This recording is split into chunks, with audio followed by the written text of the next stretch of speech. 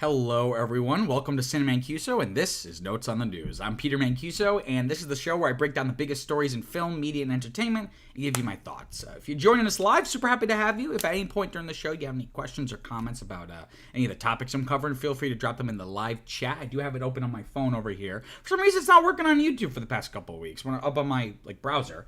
So if you have any of those questions or comments, drop them in the chat. We'll see if we can get a conversation started. If you haven't already, please like the live stream. It really, really does help, with other people finding the channel, and subscribe if you haven't already. If you're watching this after the fact, still super happy to have you. By the time you're watching this, there should be time codes in the description down below so you can kind of hop around at your leisure. We stream this show every Monday at 6 p.m. Eastern. If last week you watched, you'll know that I was sick, but with what I thought was just a cold, but it turned out to actually be coronavirus.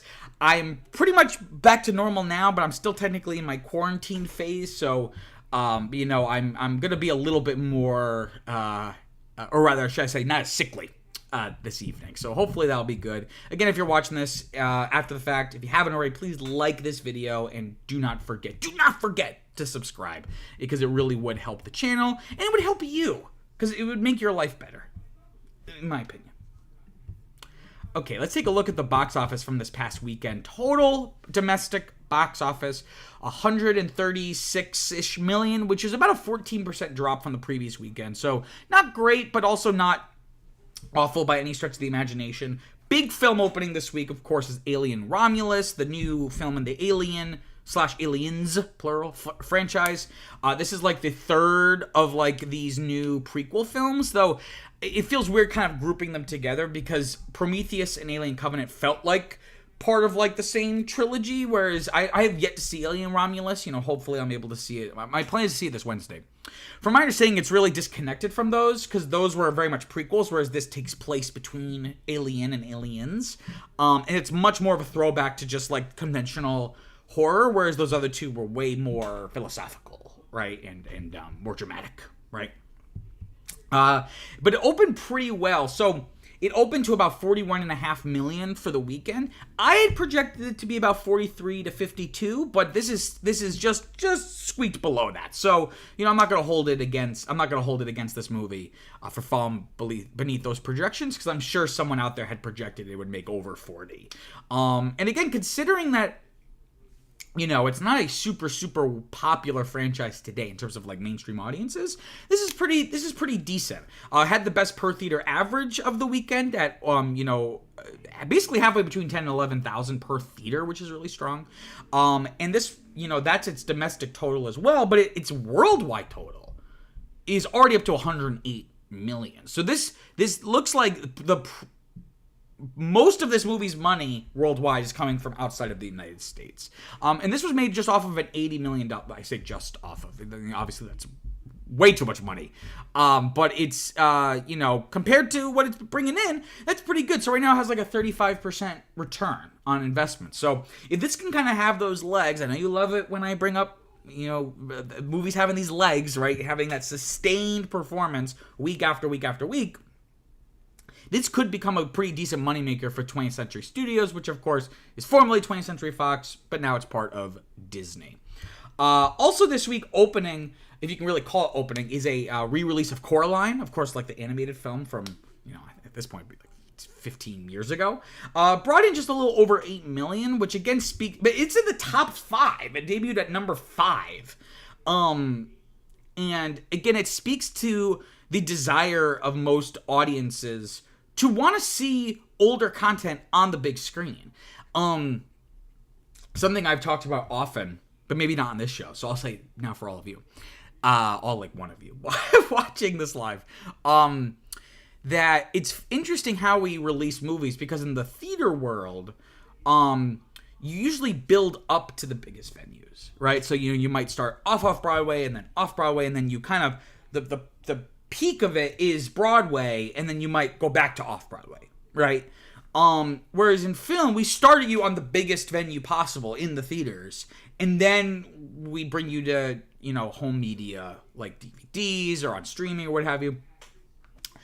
This would never happen because of the nature of how movies are financed and the way they make their money back. But perhaps we should adopt a model more like the theater world, where movies start out on streaming or on video, and then if they become popular, then you release them in theaters, right? Because think about how much money some of these movies would make if they were like on the big screen. Because the Coraline, this isn't a new thing. This happens all the time, especially like in holiday season. So you'll have like Hocus Pocus or The Nightmare Before Christmas being re-released in like October or November. And the fact that a 15-year-old movie is in the top 5 of this weekend's box office, I think only reinforces that my theory, that people would love to see movies that they love. You know, I see 2 kinds of movies now. I go see new movies because of my quote-unquote job, right? Like I write reviews for these movies. At least I try to. But then otherwise, I'm going to theaters to see screenings of older films. Either films that I've never seen, that I've heard are really great, or films I know are really great because I've seen them and they're one of my favorites, right? So maybe Hollywood should be doing more of this, right?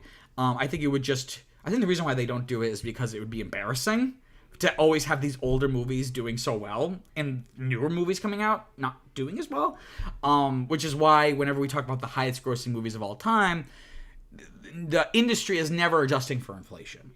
Because if you adjusted for inflation, it's like the top 10 movies are all from like the 20th century and like early. Like I think Gone with the Wind when you adjust for inflation. Its total box office is like 3.8 billion with a B, right? Adjusted for inflation, of course. But of course, it's because the tickets were like a nickel in like 1939. So, I think the industry is just afraid of, despite it wanting to, grave dig and create endless sequels and reboots and prequels of recognizable content, it doesn't want to focus too much on older content because then it will remind audiences of how shitty a lot of movies are now, as compared to some of the quote-unquote classics, right? Another movie opening, random Bollywood movie. I don't know anything about it, so don't ask me. Stree 2 coming in at number 9, bringing in just about $2.5 million for the weekend. Only open in 666 theaters. That's a bad sign. But I was able to do some math and try to convert the rupee to the US dollar, try to figure out. So its total worldwide box office is, because it's been playing outside the United States for some time now, I think. And so this brings its worldwide total to about, a little under 34 million off of about a $6 million budget. So, that's a pretty decent return if you are the makers of Stree 2, right? So, it's interesting, again, kind of like with the re-releases, we're seeing these movies that you wouldn't think would be in the top 10, kind of squeaking their way in. Films continuing this week, we have the semi-controversial It Ends With Us, the Blake Lively romantic drama film, dealing with issues of like domestic violence and emotional abuse. This movie's exploding, right? So it brought in $24 million for the weekend, which was a 52% drop, but considering the fact that this romantic drama, based off of a book that I guess is very popular, but I never heard of it. The fact that this opened at like something like 50 million, if my memory serves me right, speaks to the, success of this film, right?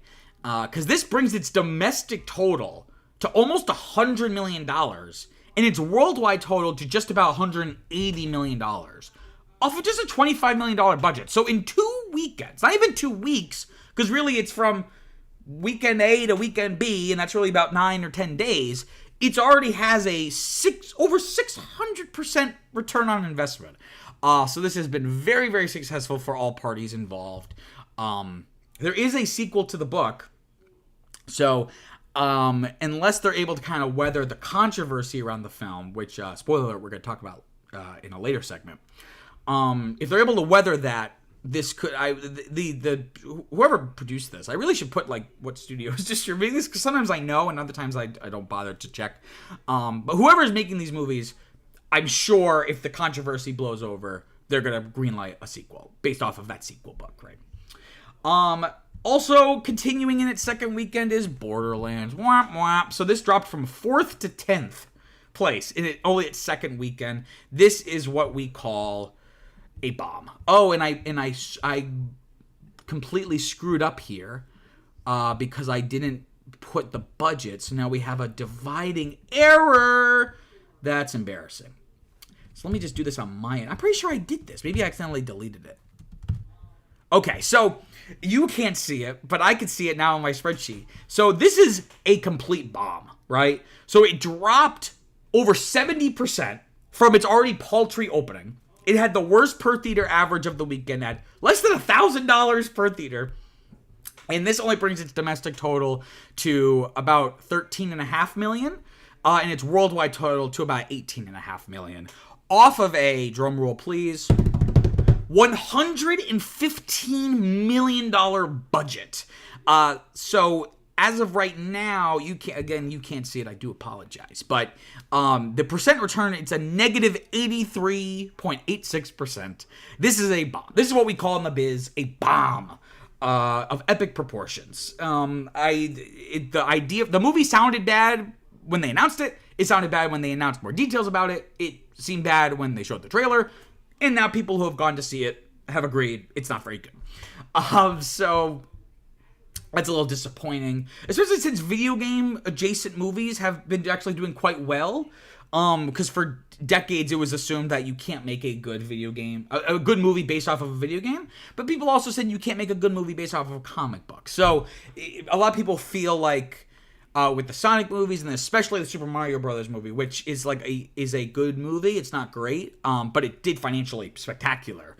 People felt like, okay, maybe now we're entering a new era where movies based off video games is gonna be like the new hot thing.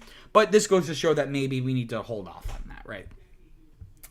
Looking at stuff still in the top 10 here, we have Deadpool and Wolverine finally losing its top. Its number one spot in its fourth weekend, dropping from first to second, brought in about $29 million. So at this point, this is the stage of the box office run where it's just about bringing in any extra amount of money. It's not going to make any substantial dent in its box office, but $29 million is definitely valuable, right, if you're a movie studio. So this is about a 46% drop. It lost about 370 theaters.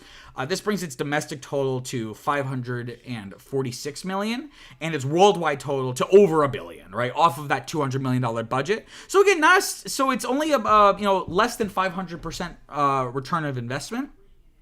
And as you can see here on this chart, there are films doing way better, including, which is not on this list because it fell out of the top 10. I think it fell to 12th place. Longlegs, the indie horror film, it crossed, I think, what was it, like $100 million worldwide off of just like a $10 million budget. So it's like an 800 or 900% return, right? I've been talking about it every weekend that it was in the top 10. And this will be the last time because it's not even in the top 10 anymore. But I just, you're able to get numbers, or at least that percent return, like a Despicable Me 4 or an Inside Out 2 for a fraction of the cost, right? What else do we have here? Also still in the top 5 is Twisters, right?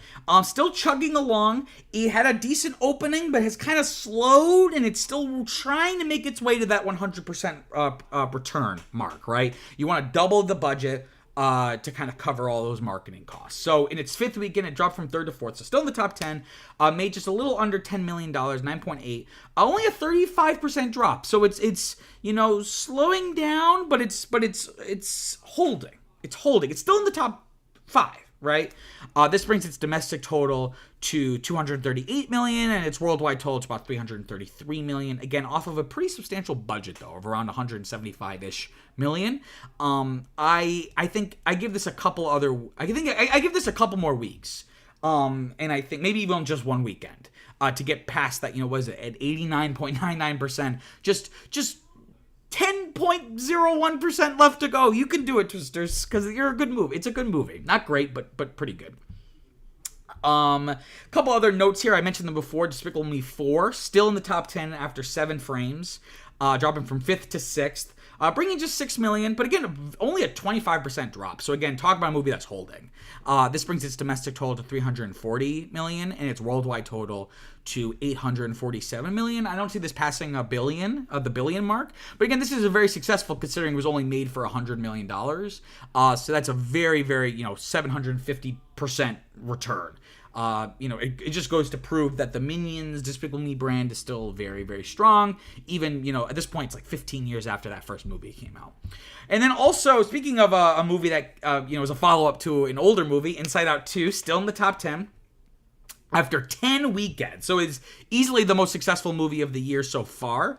But Deadpool is coming up behind it and has a lot more time, right? Because it's only been out for 4 weekends. This has been out for 10, right? So it dropped from 7th to 8th in that 10th frame. Made just $3.2 million, 34% drop. This brings its domestic total to $642 million, and its worldwide total to $1.6-ish billion off of that $200 million budget.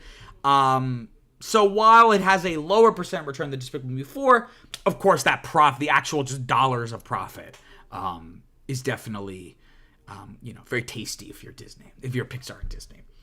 I think that's everything here. So we're coming to the end of the summer box office season, and arguably we've already left the summer box office season. August is usually a slower time for movies. Usually you have like the biggest movie of the year, or the movie that the studios hope is the biggest movie of the year, in mid or late July. And we had that with Deadpool and Wolverine. So we're kind of now in that period before Oscar season, but after the big tentpole season, where movies like Alien Romulus can kind of sneak in and kind of have like a little quick and dirty, what was it, like $40+ million opening, and then maybe kind of recede, but can have some strong legs and not make a lot per week, but just kind of stay in the top 10 and keep making like $5 million every weekend. Okay, let me grab a quick drink here.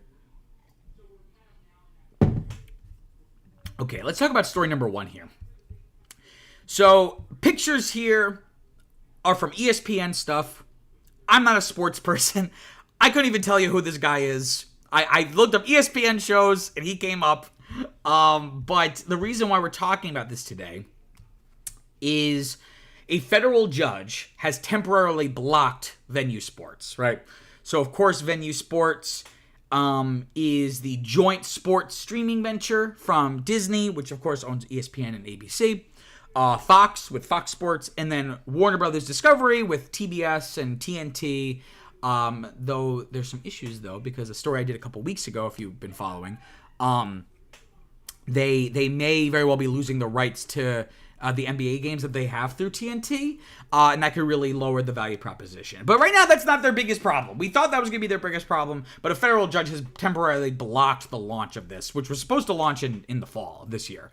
This is all part of the antitrust lawsuit from the rival streaming service FuboTV, which is primarily a sports streaming service, but has other channels, and we'll talk about why. But it was designed originally to be a sports streaming service, right? Per The Hollywood Reporter, U.S. District Judge Margaret Garnett found that Fubo is likely to prevail on claims that the partnership will, quote, substantially lessen competition, and restrain trade, end quote.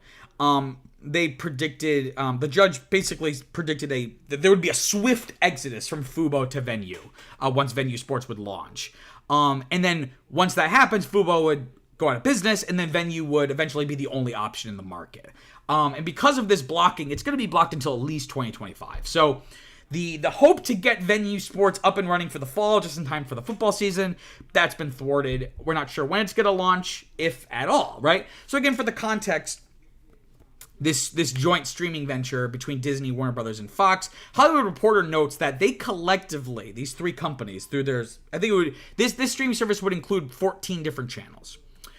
THR notes that they collectively own over half of the or control over half of the country's TV rights when it comes to college and professional sports. So it's no small feat, right? It of course doesn't include NBC and CBS sports, which is huge. Like NBC football is huge, but still over half of college and professional sports on TV would be collected under these three companies, right? And they had recently just announced the price, which I had a whole video about. You can go check out. They announced the monthly price point at $42.99 per month, which of course is really great because YouTube TV costs $70 a month That does include NBC and CBS Sports. But notably, this is $36 cheaper than the cheapest Fubo plan, right? So if you're someone who's really into sports and you're really only holding on to cable to access these sports, this might be a way cheaper option to get most of the sports you care about, right? And when this joint venture was even at first announced back earlier in the winter or spring, I think winter of this past year, Fubo TV sued. This was this past February. Basically claiming that it was anti-competitive in that it ran afoul of antitrust legislation.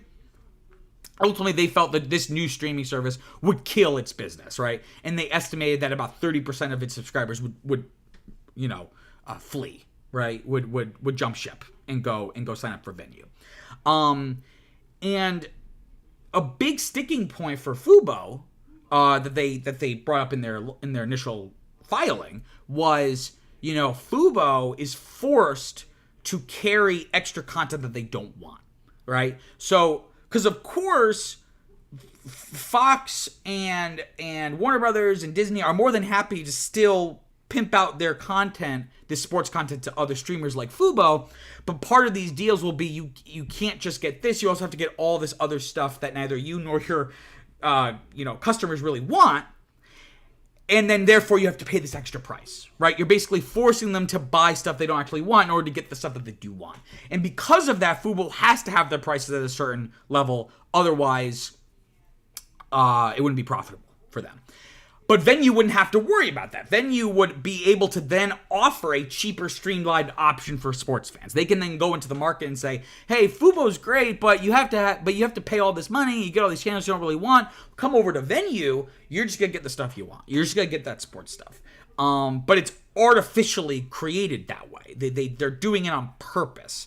And Fubo CEO David Gandler said, quote, "We asked for the skinny bundle that will be provided to Venu, and we were told no," end quote. Right? So it's, the Fubo's price is artificially more expensive because it's being forced to carry content that it doesn't really want. And even before this judge blocked it, the idea of this service was already raising antitrust questions, right? And IndieWire notes that senators like Bernie Sanders and Elizabeth Warren and representatives like Julian Castro were already urging the Department of Justice and the FCC to scrutinize this, to take a closer look at this, because this could very well, again, run afoul of antitrust legislation. And not even in like a creative interpretation of antitrust legislation, like this is just on its face potentially a monopoly, or at least anti-competitive. So, of course, this is a major blow, right? Because this was supposed to launch in the fall. Now, if they're going to do it, even if they're able to do it, it wouldn't be able to be until like the spring or summer. In which case, do they want to do it then, or do they just want to wait till next fall for the next football season? And now this whole thing could just be on hold. It is on hold, and it could be done away with permanently, right? Fubo CEO David Gandler also said, quote, "The proposed joint venture was only the latest example of anti-competitive practices that the Walt Disney Company, Fox Corp, and Warner Brothers Discovery have consistently engaged in for many years. We believe these practices monopolize the market, stifle competition, and cheat consumers from deserved choice," end quote. And again, I tend to agree with him. Again, this idea that they're basically forcing their competitors to be worse products so that they can then come in and have the better product, right? I'm sure I'm no legal scholar, but that seems like that could be a problem. Of course, Fox and Disney and Warner Bros. are appealing the decision. In a joint statement, they said, quote, "We believe that Fubo's arguments are wrong on the facts and the law, and that Fubo has failed to prove it is legally entitled to a preliminary injunction. Venu Sports is a pro-competitive option that aims to enhance consumer choice by reaching a segment of viewers who currently are not served by existing subscription options," end quote. Again, that's bullshit, because they're not being served by existing subscription options because you artificially created it to be so. It's not really competitive because the competitors are artificially more expensive. Fubo would much prefer to have a cheaper option that just has the sports stuff that fans want. And there's so it's a very interesting legal situation that I'm not sure how it's gonna play out. I'd be shocked if this gets blocked completely. But what may end up happening is that the compromise is, okay, Fubo and these other, other comparable services you can have the quote-unquote skinny bundle, right? You can have it so that you're going to offer just the sports stuff, and then ultimately we're competing in the marketplace over the quality of our service, not necessarily just on the fact that we're streamlined and you're not, right? And I'm going to sound like a broken record. And again, for someone who's not super into sports, both on TV or in person, this just again speaks to how crucial sports television is.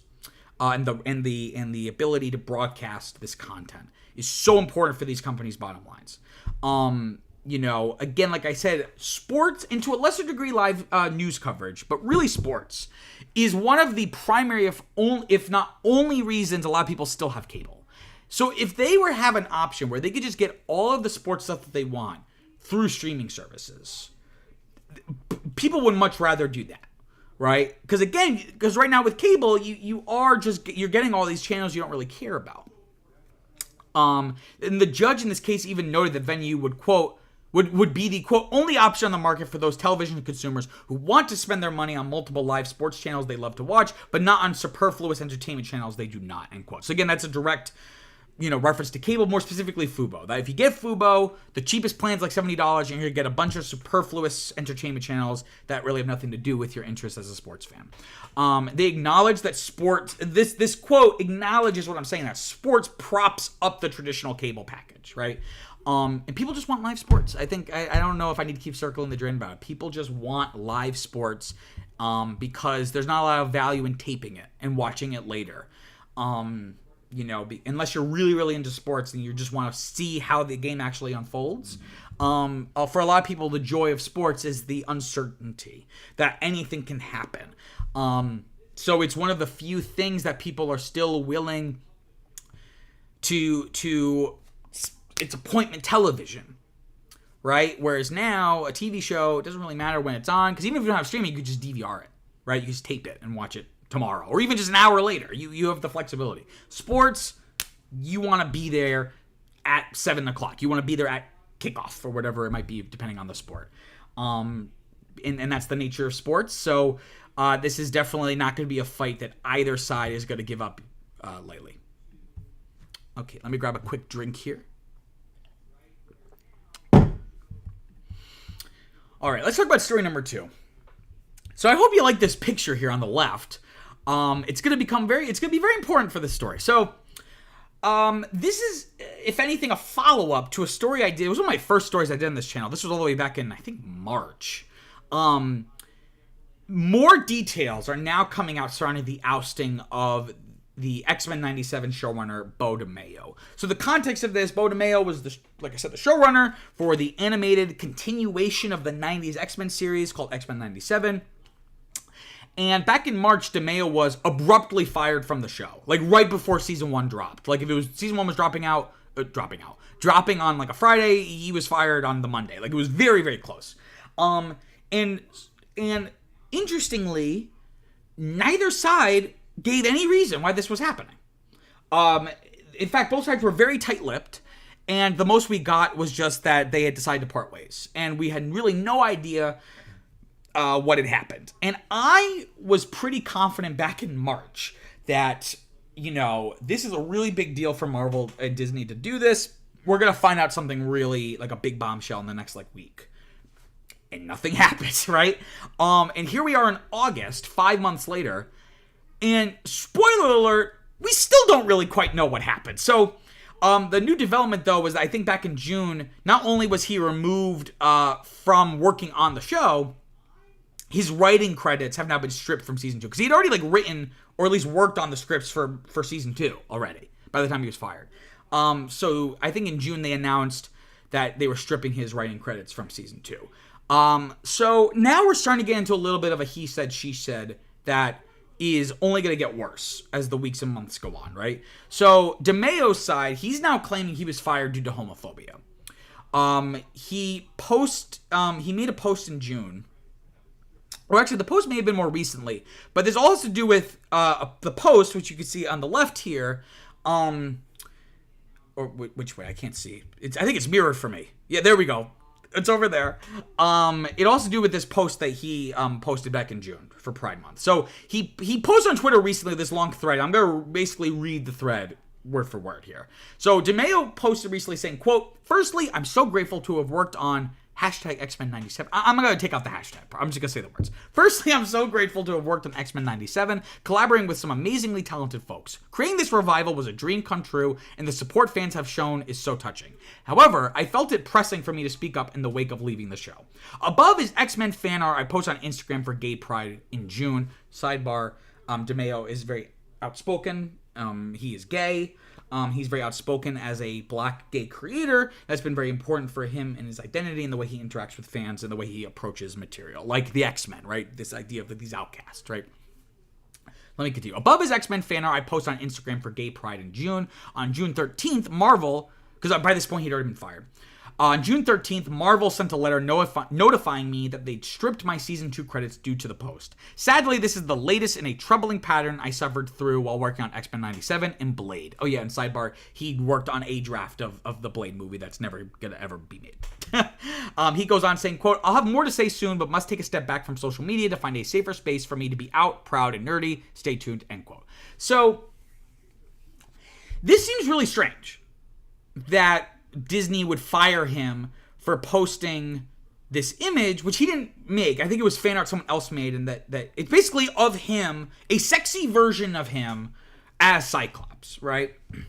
But frankly, I mean, I don't really see anything super egregious or inappropriate about this photo. Like he's in essentially a Speedo, and they do give him like a bulge, but like that's just the nature of a Speedo. So I don't really see anything particularly inappropriate. And furthermore, Disney is, what we would call woke capitalism. And I'm woke, right? This is not me coming from the right and being like, oh, things have gone too woke. But Disney is one of those corporations that if it can make the money, they will adopt any and every social movement that it can. So because of that, Disney is very LGBTQ friendly, or at least postures that it's friendly, right? So I don't really see what the issue is here. With this post that he made. But Disney's side of the story is that it has nothing to do with this post or homophobia. Disney claims, because basically he made this post and Disney fired back. And they were like, okay, we're not going to let him drive the narrative here. But clearly they're also not ready to actually say what has happened. But they're like, we got to say something to at least drive the narrative a little bit. So Disney claims that the firing was due to, quote, egregious, quote unquote, conduct. What that conduct is, they have not said. So a Marvel spokesperson responded to this post by DeMeo saying, quote, "Mr. DeMeo was terminated in March 2024 following an internal investigation. Given the egregious nature of the findings, we severed ties with him immediately, and he has no further affiliation with Marvel," end quote. That's really drastic that they're saying egregious nature of the findings and that they have cut all ties with him. DeMeo then responded to this response saying, quote, "The truth will be revealed. After their Disney Plus disaster, Marvel wants to mislead with alleged conduct breaches over tweets. It's tragic it's come to this, but unsurprising. Stay tuned." He likes to end all this stuff with stay tuned. Now, again, what was this misconduct? We don't really know for sure. The Wrap reports that an individual close to the situation is claiming that this was sexual misconduct, which is what my theory was, that Disney wouldn't make a move like this lest it be sexual misconduct of some kind.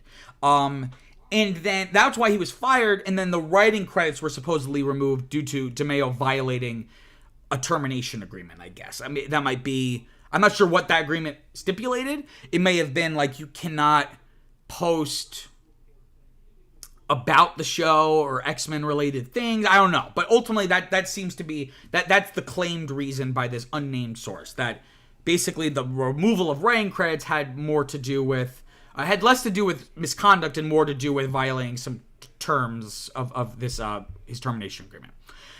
Vulture notes unnamed sources spoke to, I guess, a blog called the InSnyder, right? Like Insider, but InSnyder. I guess the guy's name is Snyder. Unnamed sources spoke to the InSnyder to give clarity to these allegations. So some of the allegations from this unnamed source from the InSnyder. So take all this with a grain of salt. Some of these allegations include supposedly sending young staffers photos of himself, either nude or half nude. Sending photos of those staffers of himself dressed in superhero outfits doing sexually suggestive poses, usually under the pretense that, like, oh, this could be inspiration for the show. Supposedly even groped an assistant, emotionally and physically was abusive to staffers. And these are pretty damning, right? But notably, and I'm not defending this guy if he did this, but notably no other major outlets have picked up these allegations. I have not seen any of the trades like Variety or Hollywood Reporter or Deadline even mention these allegations. That doesn't mean they're not true, but it means that there's not as much weight behind them. That an unnamed source to a blog is not enough, right? But now by this point, DeMeo has legal representation. So now he has a lawyer, Brian Friedman.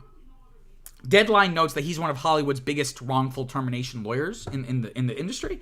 And he put a very long statement out that I'm going to read because it's just interesting to kind of see how he's framing everything.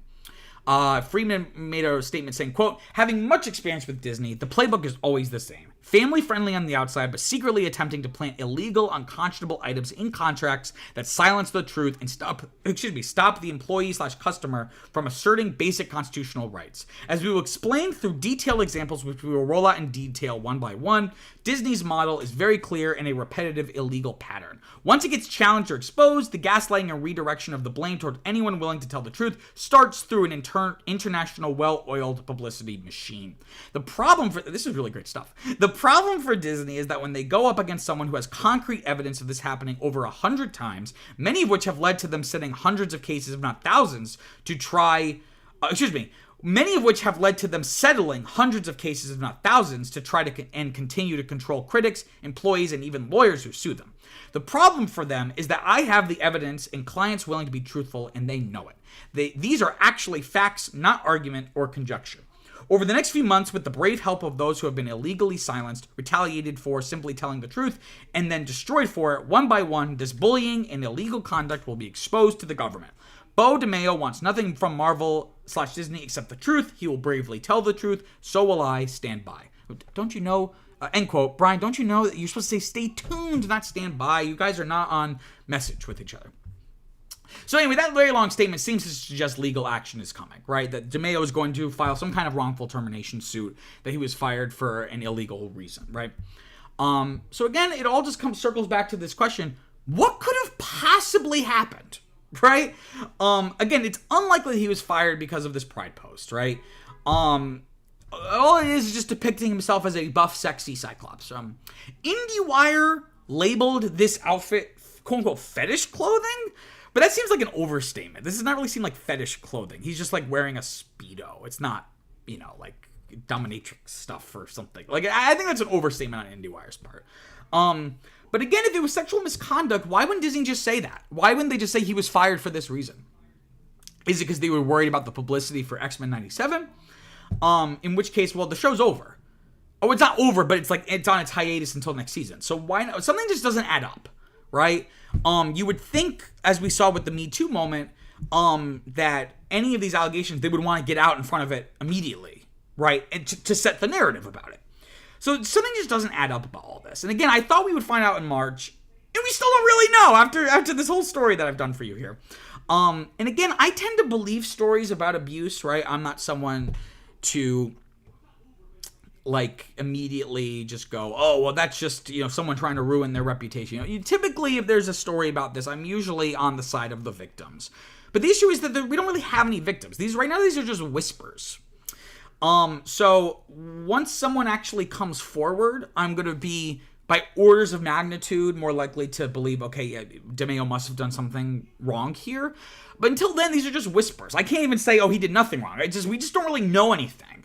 So I hope a trial comes of this, that someone sues someone, because then the truth would theoretically come to light, that due to the nature of a court proceeding and discovery, that the argument would be made, that Disney couldn't just say, oh, it was egregious conduct. They would have to say, we did this investigation, here's the paper trail, here's what we think he did, and we fired him.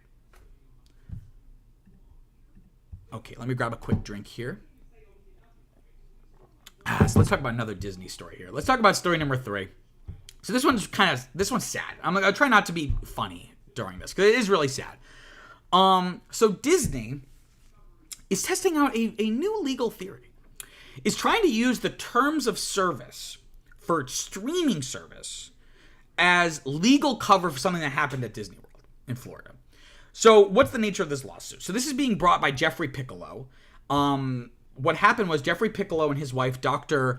Kanakporn Tangson, I'm sorry for butchering that, along with his mother, they were on a trip to Disney World. And the incident happened, they went to the Disney Springs restaurant, Raglan Road, in October of 2023, which is kind of spooky because actually me and my fiancée Viviana were there in September of 2023. In any case, notably, so if you don't know anything about Disney World or Disney Springs, so Disney Springs is a publicly open, almost like a shopping outlet, right? It's on the Disney World property, but it's not like the parks where you have to buy admission into the park, right? You could just, if you just live in Orlando, you can just drive up to Disney Springs, park in the parking lot, and go to one of these stores or restaurants, right?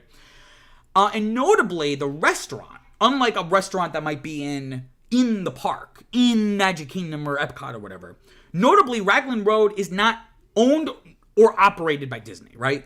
It's like a shopping center where it'd be like a mall and you have a restaurant in the mall. The space is just being leased by the company Great Irish Pubs Florida Incorporated. Raglan Road is like a Irish pub kind of place, right? And when they went to the restaurant, Piccolo and Tangson, I'm just gonna use the last names for now, they notified the staff of her food allergies, of his wife's food allergies. They were reassured multiple times by the restaurant that the meal would not contain any of the allergens. I think it's for her. It was not berries, dairy and nuts. And The Verge notes that the couple chose this restaurant specifically because it advertised that accommodating food allergies was like a top priority for the restaurant. So they specifically went there because they thought it would be safe for them. Sure enough, they ate their meal. They went. I think Piccolo went back to the hotel room, and Tangson and Piccolo's mother went shopping in Disney Springs. About 45 minutes later, after the meal, Tangson started having an allergic reaction. Administered an EpiPen because she was a doctor. Administered an own EpiPen. Went to the hospital, and unfortunately, she ended up dying. From this, and the medical examiner found the cause of death to be, quote, anaphylaxis due to elevated levels of dairy and nut in her system, end quote. So what does that mean? It means that the food she ate did, in fact, have the allergens that she was made very clear needed to not be there and was assured multiple times that would not be there. So Piccolo, in his grief, has filed a wrongful death suit. And the lawsuit is against both Great Irish Pubs Florida and Disney Parks. I think Walt Disney Parks and Resort. It's like the official name of the company. He's seeking in excess of $50,000. IndieWire notes that this is just the legal threshold required to bring a case in circuit court. So he's literally just asking for the bare minimum. Where I feel like you could ask for way more in a situation like this. But he's basically just asking for the minimum required in order to even bring a case. Like, you can't just sue someone for $1, I guess, right? His attorney, Brian Denny, said, quote, Mr. Piccolo's damages claimed are far greater than $50,000 for the loss of his beloved wife and partner, end quote. So this is a really, really sad situation. So what's Disney's response? Disney is seeking arbitration, right, instead of a jury trial. So if you don't know, arbitration is basically, it would be settled out of court by a party, and essentially whoever gets to decide, it would be binding. It would be legally binding. As opposed to having it in front of a jury or a judge. The statement from Disney, because why are they arguing that not only do we want arbitration, it legally actually has to be arbitration? And here's the reason. Disney gives, quote, Piccolo completed the registration web form by providing personal information, including his email address and create a password. Before registering the account, Piccolo had to select agree and continue. Immediately above was a disclosure notifying Piccolo that, quote, by clicking agree and continue, you agree to our subscriber agreement. Piccolo then selected agree and continue. So essentially, Disney's trying to argue that since Piccolo signed up for a free trial of Disney Plus in November of 2019, he cannot sue because per the terms of the agreement that when you scroll down 800 pages to click accept, it said that all disputes would have to be resolved with binding arbitration, right? And this is a quote from the Disney Plus subscriber agreement. Quote, there may be instances in which disputes arise between us. You, on the one hand, and Disney Plus and or ESPN Plus on the other hand, agree to resolve by binding individual arbitration all disputes, including any related disputes involving the Walt Disney Company or its affiliates, end quote. So their argument is, well, you agreed to arbitration when you sign up for Disney Plus, and it says for Walt Disney Company and any of its affiliates. So in this case, with your wife dying at a restaurant on our property, sorry, our hands are tied. You signed this agreement. It's just not going over well. Disney did say, they continued their formal statement saying, quote, we are deeply saddened by the family's loss and understand their grief. Given that this restaurant is neither owned nor operated by Disney, we are merely defending ourselves against the plaintiff's attorneys' attempt to include us in their lawsuit against the restaurant. Here's the thing about this. To be fair, they also claim he agreed to arbitration when purchasing Disney World tickets, right? When they bought tickets to go to the parks and their hotel. But to play devil's advocate, this restaurant isn't part of the theme park ticket, right? It's its own thing. You don't need a ticket to go to Disney Springs, right? So this sets a very dangerous precedent. Or rather, it will or could if this ends up being successful. Which, frankly, just spoiler alert, I don't think this is going to hold up in court. But if it were to, this would be a very dangerous precedent, right? Because lengthy terms of service agreements are already dubious. It's already been something that has been written about extensively about how companies will hide little provisions in there because they know people won't read it or won't read it carefully. Usually when you're doing one of these, it's not before a big decision. You're literally just signing up to use like Twitter or, Disney Plus. So it's not something that requires, I need to give this agreement to my lawyer, make sure I'm not agreeing to anything I don't want. It's designed to hide key provisions from consumers who are just looking to use a service. It's not an accident. It's designed to be wordy and long, and almost incomprehensible, so that you don't actually find out what's actually in it. John Davison, who's the director of litigation at the Electronic Privacy Information Center, said, quote, such agreements, which customers quickly consent to by clicking I agree when downloading an app or a streaming service, are so stacked against the consumer that it's often difficult to offer good legal advice. The consumer is presented with this contract and really doesn't have an opportunity to negotiate the terms. It's a yes or no, end quote. And I think that is a really key part here, is that it's not like you can be like, well, I don't like this provision, and then negotiate with lawyers. It's kind of just, if you want to use this service, you have to agree to these terms. And Piccolo's lawyers argue that Disney put the link to the terms within another link on the agreement page, so that it was intentionally designed to be obfuscated, right? It was intentionally separate so that there's less of a chance that someone will read it and then actually go, I'm not sure if I want to agree to that. And again, even if this was even plausible, right? Like forget all the issues with these long terms of service for these companies, right? Surely this exceeds reasonable assumptions of what is in the agreement, right? Because this has nothing to do with Disney Plus. And furthermore, it doesn't even necessarily apply to his wife, because Piccolo is the one who signed up for Disney Plus, but he is suing on behalf of the estate of his late wife, right? So it doesn't even have anything to do. So technically, this should have nothing to do with this because she did not sign up for this account, right? And we have a quote here again from the lawyer saying, quote, or rather, I think it's from who did I say? John Davison, who's the director of litigation at the Electronic Privacy Information Center, saying, quote, in effect, WDPR, Walt Disney Parks and Resort, is explicitly seeking to bar its 150 million Disney Plus subscribers from ever prosecuting a wrongful death case against it in front of a jury, even if the case facts have nothing to do with Disney Plus, end quote. And again, it's an untested legal theory. Now, all of this being said, I don't think Disney's at fault here at all for this death. Because, again, they do not own or operate this agreement. They don't own or operate this restaurant. So it would be it's really more of like a tenant landlord relationship. Their defense against it is reprehensible, this Disney Plus thing, but I agree with them on a certain level that they're not really at legal fault here or moral fault, because again, it's not operated by them. And this may be Piccolo or his lawyer's attempt to go after a wealthier defendant, if there is an intention to because you can seek $50,000 in damages, but the court can award you way more, right? The jury and the judge can decide to award you way more than what you're asking for. So perhaps this is their attempt to go after someone who has way deeper pockets than, what was it, the Great Irish Pubs of Florida, whatever the company was, right? But we're going to see what the defense of this case is, because the hearing is scheduled for October 2nd, so about a month and a half from now. But again, this is just a really sad situation. And everyone's just dunking on Disney. Every outlet possible is, saying this is literally the most dystopian thing ever, that basically by agreeing to being able to watch The Mandalorian, I agree to never sue Disney, even if they do something awful, which I don't think they did here. But they're arguing, okay, what if this did happen in the park? They would say, well, I mean, you did sign the release, so sorry.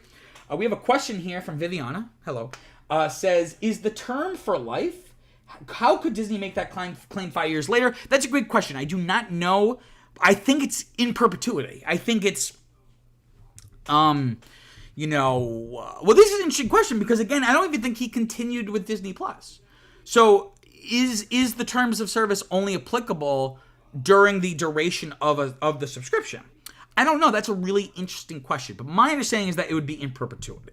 Because everyone's dunking on Disney for this, but no one is trying to say this is dumb because it's expired, right? Everyone's saying this is dumb because this has nothing to do with Disney Plus.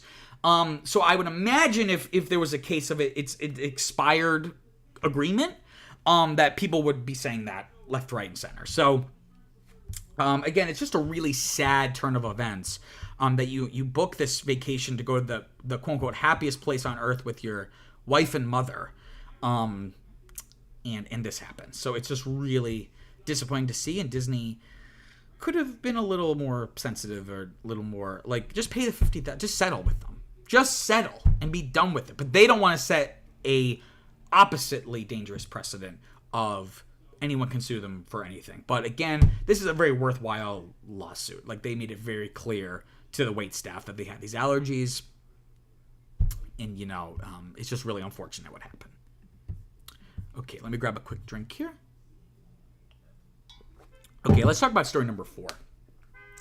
So I was debating if I should even do this story, but then I remembered this is my show, damn it, and I'm going to do whatever stories I want, because this was only one article that I sourced this from. But I thought it was so interesting that it warranted a spot on this prestigious program here. So we have exclusive reporting from The Wrap, right, that reveals that Muppet Vision 3D, the very popular theme park attraction in Disney's Hollywood Studios at Walt Disney World in Florida, the attraction may very well be closing for good.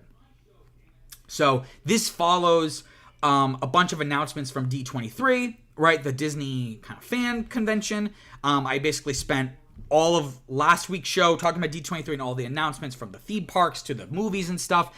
And one of the announcements made was that a Monstropolis-themed area, like a Monsters, Inc. themed area, was headed to Hollywood Studios. But the big question was where? Where is this going to go? And there's really 2 primary potential locations. One location is at Star Wars Launch Bay, which was the former, Magic of Animation area. Star Wars Launch Bay was launched, no pun intended, I'm not sure if it was in 2015, but it was for The Force Awakens and the sequel trilogy, right? And it was a way it showed up, it had cool exhibits and had props from the movies and stuff. And it was liked by people that were excited for Star Wars, but it's mostly been abandoned. It's still open, there's still stuff in there you can go, but it really has not gotten the support that it used to have since the Star Wars sequel trilogy fervor died down, right? About maybe 5 years ago. And this is not beloved at all, right? Again, it's mostly a pseudo Star Wars exhibit, but mostly just a walkthrough advertisement for those new movies that were coming out, right? So that's one option. So I've kind of set the scene that, maybe you kind of see how I feel, that maybe that should be the location of Monstropolis, since it's an attraction in an area that no one gives a shit about. Another potential area is Grand Avenue, which is the very small section of Hollywood Studios, formerly known as Muppet's Courtyard. Walt Disney Imagineering reportedly, according to the Wrap, only has a few weeks to decide where it's going to go. And supposedly, they had already decided, and it was going to be announced that it was going to replace Muppet Courtyard at D23 until a last-minute switch. So supposedly there was originally artwork that specified Grand Avenue as the site for Monstropolis. That artwork was then swapped out for something more nebulous so they can kind of cover their ass and then figure out where they're going to put it later. And there were concerns that if they were to announce this at D23, it would elicit boos from the audience, right? And that's kind of been a thing with Disney, is like they'll announce something for the parks and then like the next day they'll announce it's replacing something beloved, but they'll do it online. So they don't have to have the in the moment reaction from fans, right? And they did that this year, right? So they announced this Cars area that's going to be part of Magic Kingdom's Frontierland, and it's the day after D23 that they announced it's actually going to be replacing the Rivers of America, right? So this gives me an opportunity to talk a little bit about the history of Muppets Vision 3D and why it's so great and why it's so important and why it would be a shame if they replaced it or got rid of it altogether, right? So it opened in 1991. This was 2 years after MGM Studios opened, because of course Hollywood Studios, its original name was MGM Studios, themed around the magic of movie making, and they had partnered literally with the company MGM. So this was not an opening attraction, but it's very much part of that earlier era, right? It's only a couple years after the park opens. And notably, this is about a year after Jim Henson's death. Died very young, the creator of the Muppets. Died from a very preventable medical issue, but I think due to like some religious beliefs, he didn't go to the doctor until it was too late. It was like bad pneumonia or something. And this was one of the last things Henson worked on. So it was really important for Muppet fans when it came out, and still is today as kind of a relic of one of the last things that Henson kind of had a hand in. Pun intended, a hand in the puppet. I'm so funny. And this was originally, so it ended up being this little courtyard with the Muppet Vision 3D attraction, but the original idea was it was going to anchor an entire area of the park called Muppet Studios. It was going to have a themed restaurant, which it still does. It has Pizza Rizzo, right? It was also going to have a parody of the Great Movie Ride, which is another ride that doesn't exist anymore. It is now the Mickey and Minnie's Runaway Railway, but it was a ride going through the history of Hollywood history. The Muppets were going to have a parody version of it.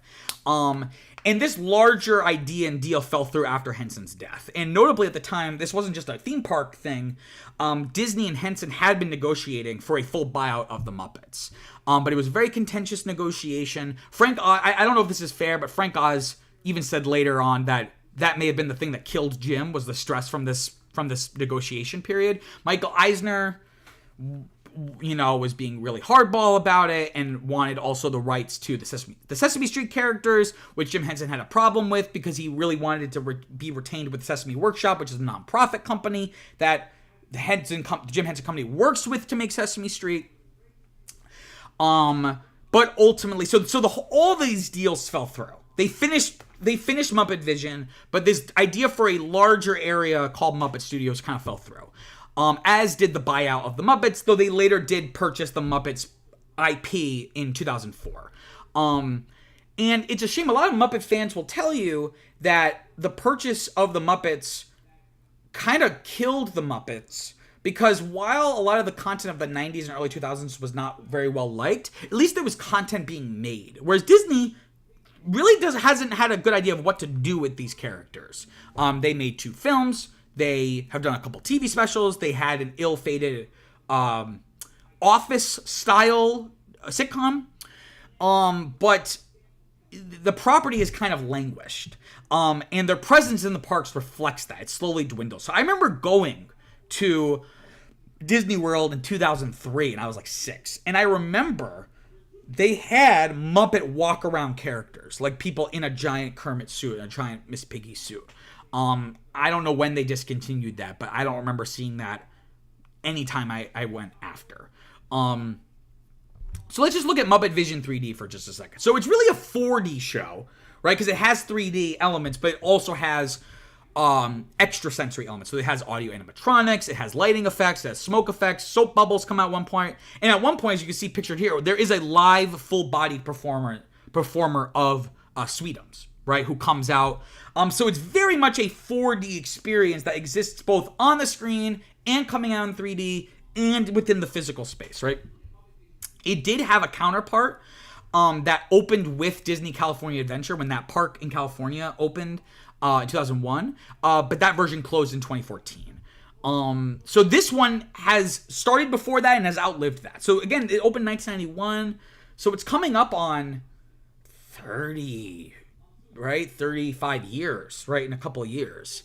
And it is a beloved attraction, right? It is an iconic Disney World attraction. For a lot of visitors, it's their favorite attraction at Hollywood Studios, if not the whole resort.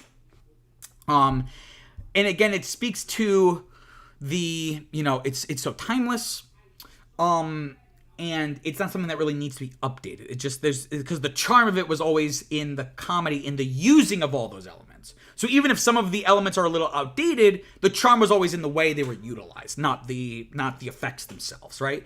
Before the time, it was a very complex production, because again, it had all of those elements. So it was a very ahead of its time kind of Disney World attraction. The Wrap's Drew Taylor, who authored this article that I'm basically pulling all of this from this exclusive reporting, said, quote, "And it's hard to overestimate just how hot on the attraction Disney was. They saw it as a potential It's a Small World or Star Tours, an attraction that could be replicated in parks across the world. At one point, according to former Imagineer Mark Eads, the movie Muppet Vision 3D was being considered for the great moments with Mr. Lincoln Theater on Main Street in Disneyland," end quote. So again, they really, the Eisner era of Disney leadership for the parks, they were really all in on the Muppets. They really thought that this could be huge. And it just never really ended up that way, but you could see the desire to make it a central part of the Disney parks experience.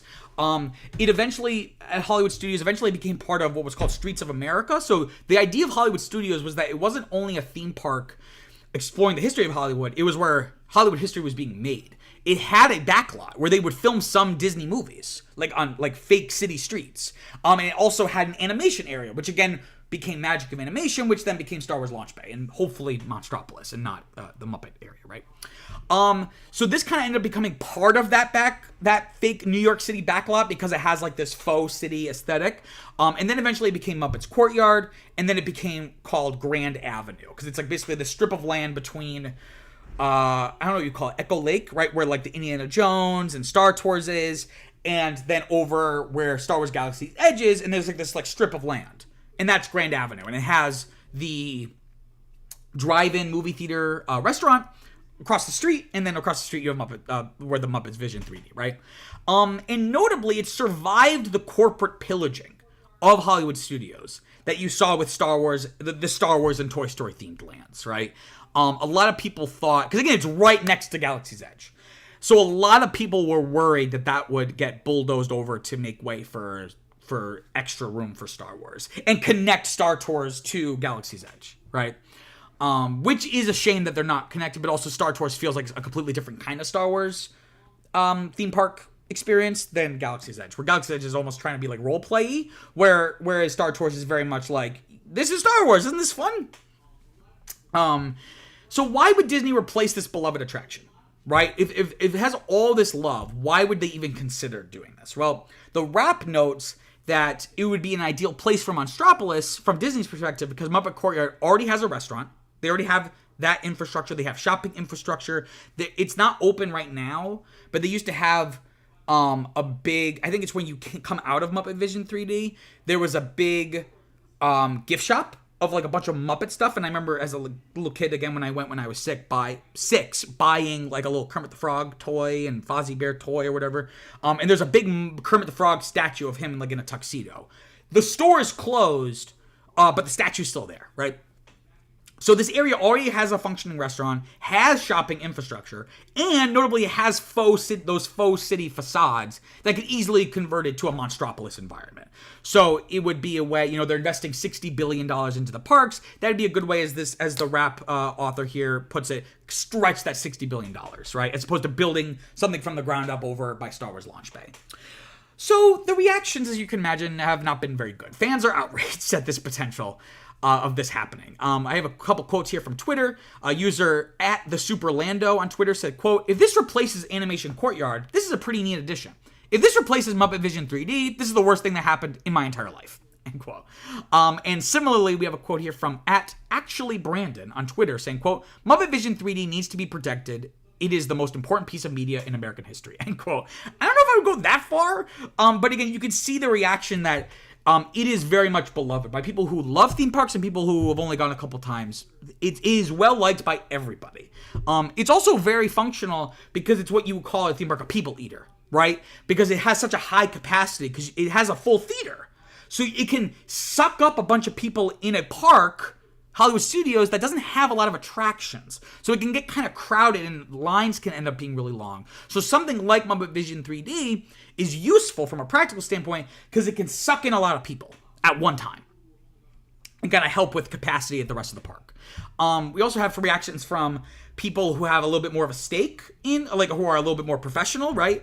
So I have a quote here from Kevin Perjurer from Defunct Land, which is like the YouTube channel, and he does things about theme park attractions and systems of old, right?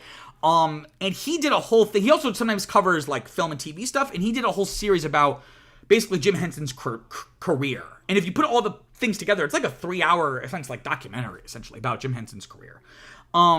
And he had commented on this saying, quote, "It's devastating for me because I love Muppet Vision and it still plays really well. They also just refurbished it and the effects look better than they have in a long time. Hollywood Studios is a park that has very little history left, and while not an opening day attraction, Muppet Vision was from that bygone era," end quote. And again, yeah, his point is well taken because there's only a few remaining attractions from the park's first 5 years.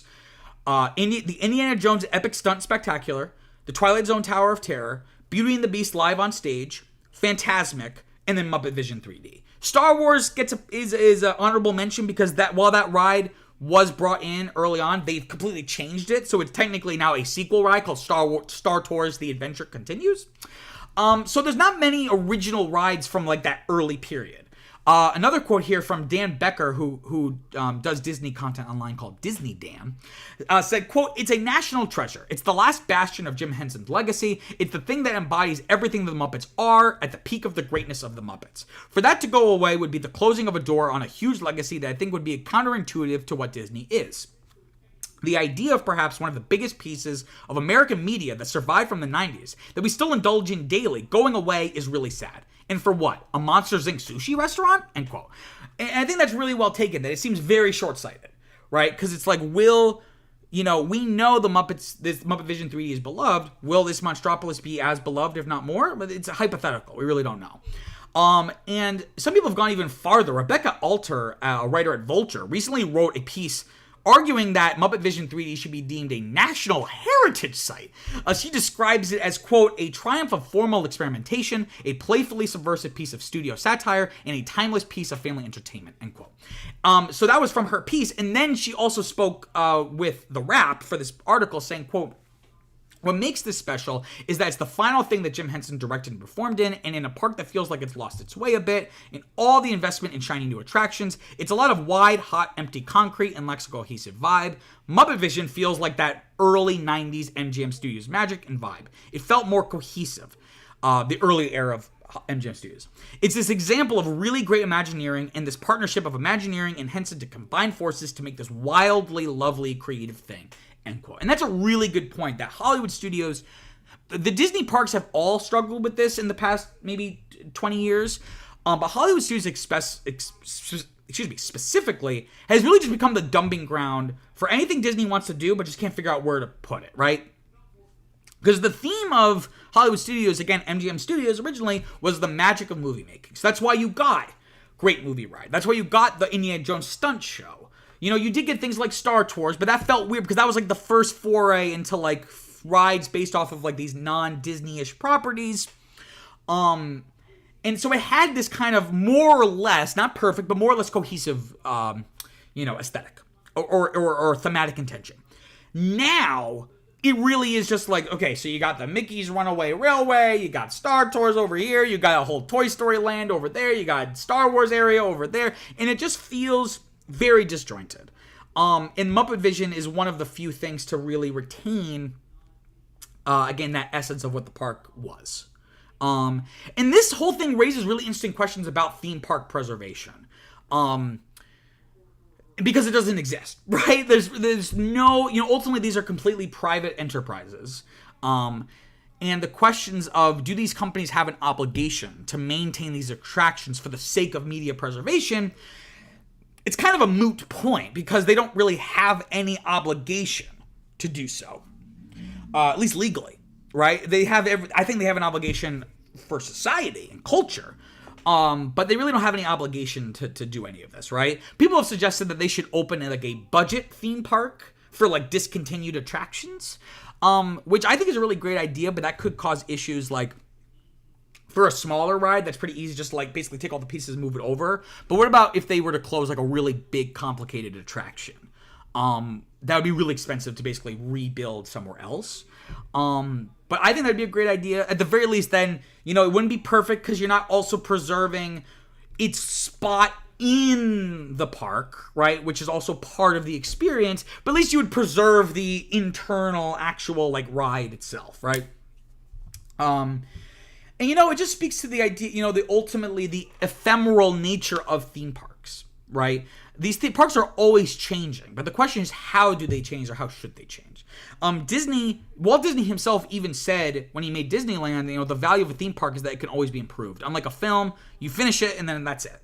Whereas a theme park can always be improved. The thing is like the place will just get more beautiful. Like the trees will grow and the foliage will grow and we'll add new things, right? But the issue I think for a lot of fans comes from when, additions can be debated, whether or not this is a good addition. It's when there are substitutions or outright closures of iconic rides, that's always going to be controversial. Ultimately Disney has to decide, do we want to build something on new undeveloped land that's adjacent to the park, or do we want to just take the existing infrastructure and take something out that's already there and put something new in its place, right? And again, this was a big issue this year from D23, this idea of swapping out beloved elements or attractions for rides that ultimately amount to corporate cash grabs. Even if the ride in a vacuum is really great, it speaks to a larger just mission of Disney, just to every single thing needs to be tying into some kind of existing IP. If I was a betting man, I would argue no, Muppet Vision 3D will not shut down, at least now, because of Monstropolis. I think the pressure will just be too great from Disney fans. The pressure on Disney will be too great. And again, it just makes so much more sense just to do it over by Star Wars Launch Bay and tear all that stuff down.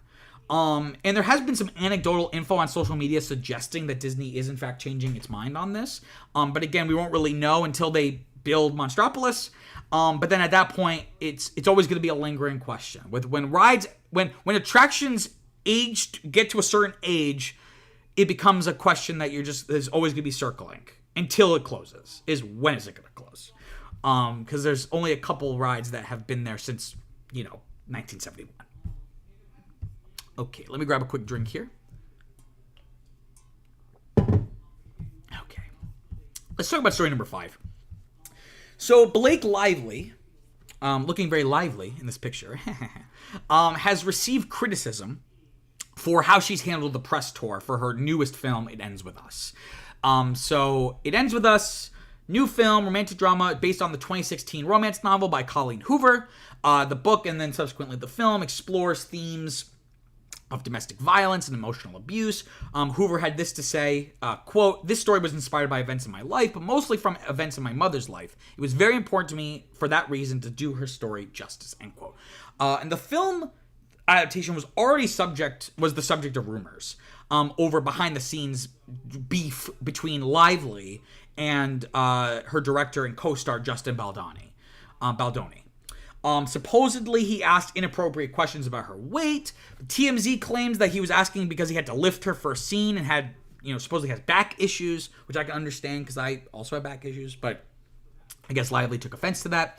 Lively also claims that, or at least said to source, she hasn't said any of this publicly, but Lively felt that Baldoni held an on-screen kiss for far too long.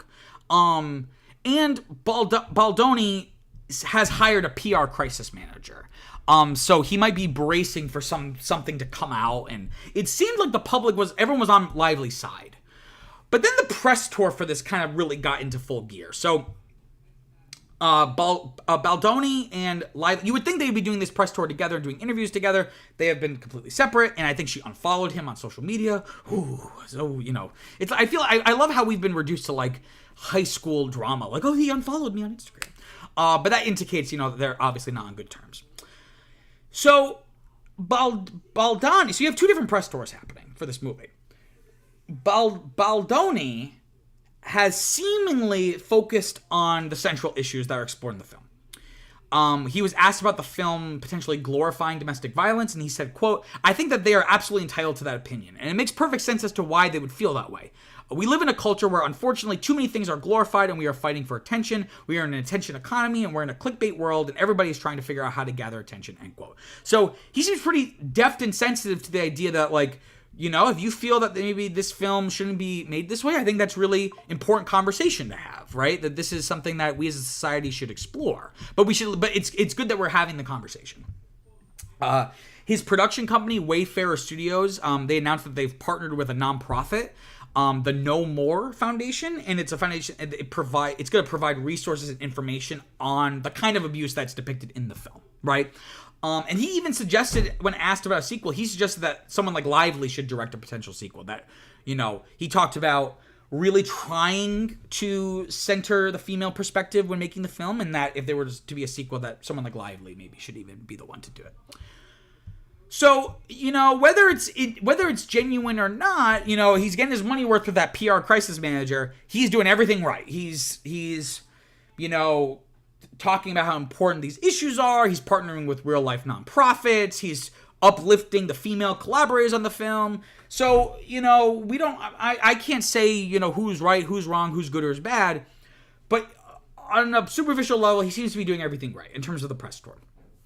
By contrast, Lively's interviews have been criticized for being too bubbly and lighthearted, right? They did a TikTok to promote the film, and she told fans to, quote, "grab your friends, wear your florals, and head out to see it," end quote. Kind of almost talking about like it's like a rom-com. Like the movie's marketing kind of hinted almost like it would be like a rom-com kind of tone. And also during these interviews, she spent a lot of time talking about her husband, Ryan Reynolds' new film, Deadpool and Wolverine. And she also promoted her hair care line. So a lot of people have not taken her kind of approach to the marketing for a film that's fairly serious in subject matter. They've not taken it very well. That she's kind of trivializing it, or not taking it as seriously as she should, with as somber of a tone, I guess. So a lot of people have been reacting to this. I got some Twitter quotes here for you. At Jalen Sanderson on Twitter said, quote, "This was an opportunity for them to bring awareness, raise money for shelters, and really do good with their platforms. Instead, she used it to market Deadpool and her hair care line," end quote. And Mick Zazin on TikTok said, quote, it seems there were two separate agendas. You have Justin on one end advocating for domestic violence survivors, and on the other side you have Blake saying, go put on your floral dress, go out with your girlies, and come to the theater. It's going to be a great time," end quote. And it hasn't helped that older interview, when people start pulling older interviews from things that have nothing to do with this, you're in trouble. So from a PR perspective. So older interviews with Lively have been resurfacing. They weren't hidden, but they weren't, no one was paying attention. Older interviews with her from previous press tours have resurfaced and show an aloofness or callousness, or even someone even say maybe pomposity from Lively. And the main one that people are pointing to is this interview she did in 2016 with a Norwegian journalist. I'm going to totally butcher this name. Kjersti Fla. It was an interview with Lively and Parker Posey. And they were both in the Woody Allen movie of all things, Cafe Society. And the Norwegian journalist Fla, her last name's Fla, congratulated Lively on her baby bump because she was like visibly pregnant at the time. Lively, without missing a beat, sarcastically turns it around and congratulates the reviewer for the same thing, even though the reviewer is obviously not pregnant. She's like, "Oh, congratulations on your baby bump." And it just reads really weird. And then for the rest of the interview, Lively almost tried to like ignore that the journalist was even there, and kind of just had like a A-B conversation with Parker Posey and see your way out of it, right? Basically, like, the interviewer was not even participating. And with the resurfacing of this interview, this journalist made a statement recently and was like, is it not okay to congratulate someone on their pregnancy or to ask another woman about costumes she's wearing in a film? End quote. Because I guess that was something she was asking about, the costumes, and Lively responded with something like, yo, I bet you wouldn't ask that for one of my male co-stars, which is fair and valid. But also, give this woman the benefit of the doubt. She's a woman too. And it seems like you're just being an asshole. And not only that, I mean, Lively had no way of knowing this, but reportedly, this Norwegian journalist was actually struggling with infertility at the time. So just to make things even worse. And on top of it all, this was, again, for a press tour for a Woody Allen film. Enough said there. Which not during this interview, but during this press tour, she defended him as, quote, empowering for women, end quote. Even though he's a pedophile and rapist. Sorry, not sorry. So this is just all a really bad look. So with all of this coming out, Lively's tried to do damage control. She shared domestic violence, like a domestic violence hotline and some statistics to raise awareness on, like, her Instagram story. But that seems kind of inconsequential compared to what Baldoni is doing, trying to actually partner with nonprofits and actually make meaningful inroads to solving this problem, as opposed to just like when people would post the black square after George Floyd's murder. It's like, you really didn't do anything. You're not really putting anything on the line here, and actually trying to advocate for those most vulnerable. And so this is just a story that just reminds us that celebrities are people first, right? And most people, not everyone, but most people will take the path of least resistance, which is being self-interested and short-sighted, right? Most people are not perfect, and are always thinking about others and how to be nice to others and what's the best way to help society. Most people just aren't thinking that way. And so we oftentimes put celebrities on a pedestal and kind of hold them to a standard that we don't really hold ourselves to. That doesn't excuse it at the same time. And ultimately, while Baldoni may be an asshole behind the scenes on set, Lively made her mistakes out in the open. So, if things come out about Baldoni, I'd be more than happy to criticize him, but ultimately Lively's the one doing this in the open for everyone to comment on. So hopefully the movie has the intended effect that they want it to have. Okay, let me grab a quick drink here before we wrap things up.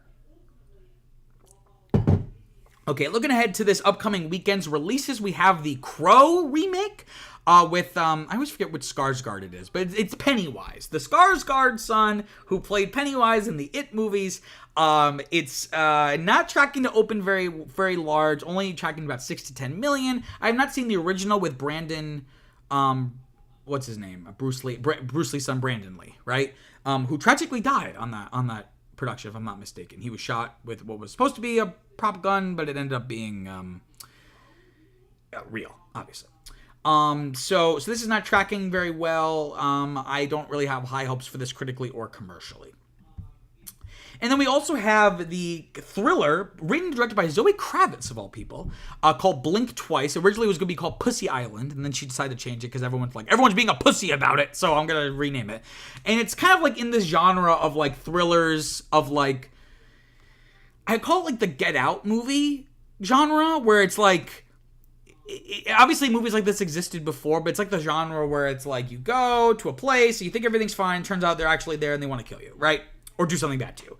So Channing Tatum plays some kind of rich guy and things ensue and all this stuff.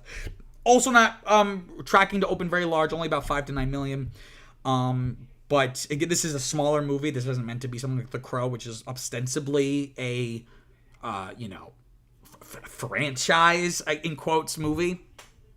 So this one, Blink Twice not opening super large is not as surprising. Nor is The Crow, though, because The Crow, again, I don't think it's going to be a very good movie, and I don't think anyone really cares that much about The Crow. All right, so that basically wraps up the show. Just want to give a few quick plugs. This is my only YouTube channel. I have a sister channel called Peter Squared, where I cover topics related to film, media, entertainment in a more scripted video essay format. The video I have up is called A Closer Look at Frozen, where, you guessed it, I take a closer look at Frozen, taking a look at what went right, what went wrong, and everything in between, using this old and young version of myself. It's a lot of fun. If you want to go check it out, it really would be a huge help to me and that channel. You can find the link in the description down below. I also want to plug the podcast I do with my fiance Viviana called Now That's What I Call a Franchise, where we pick a film franchise and we go through every single installment, the good, the bad, and the ugly. Our most recent episode, we're doing Star Wars this season, which is very exciting. Our last episode that was released on Friday was for the Return of the Jedi. This upcoming week, we're doing our episode on the Ewok Adventure, also known in other territories, Caravan of Courage and Ewok Adventure. We actually just today, before doing the show, we recorded our episode of The Phantom Menace. It is a whopping 3.5 hours, lots of interesting stuff to say, and a lot of interesting stuff for you guys to hear. So check it out. You can listen wherever you get your podcasts. You can also listen on YouTube if that's your preferred way to podcast. You can also just find the link to the show in the description down below. And finally, I want to give a plug to Cinema and Q. It's not just a YouTube channel. It started as and still is a Substack newsletter where I write more formal written reviews for new movies coming out. That's how I started with Cinema and Q. It really would be a huge help. We have over 100 reviews at this point of different movies from the past 2 years. You can go check that out in the link in the description below. You could also just go to your browser and type in cinemaandqso.substack.com. That's it for this week. Thanks you all so much for watching. Please do not forget to like this live stream. It really does help with people finding the show. And smash that subscribe button. Smash it to a bloody pulp. We're so close to 200 subscribers. It would be really cool to cross that milestone. Until next week then, peace out.